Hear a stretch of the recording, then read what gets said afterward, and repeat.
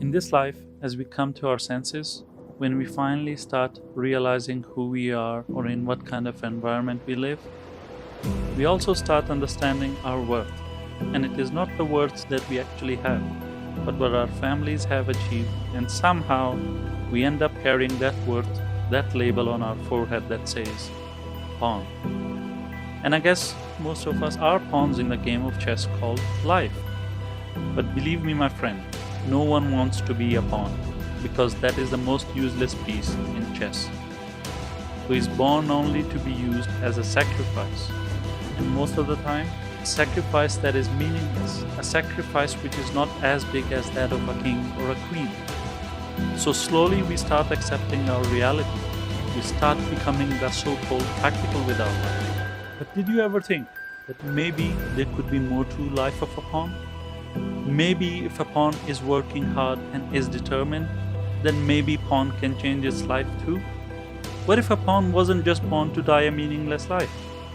What if there is more to life of a pawn than a pawn thinks? It is always the attitude and what we think of ourselves. It is our mind that belittles us.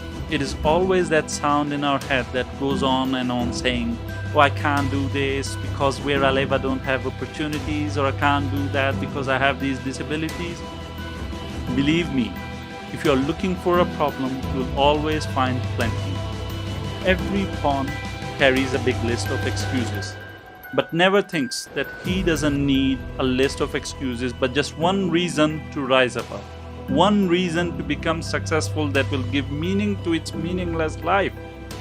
You know, when the pawn decides to move forward and stops nagging and complaining about how life is harsh and evil, and finally decides that I'm going to make it even if it means dying while I'm trying, only then pawn makes it to the other side of the chessboard.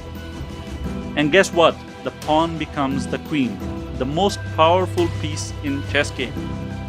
You know that it is not one pawn or two pawns who have the ability to become the queen, but every single pawn has the same amount of opportunity to become the queen.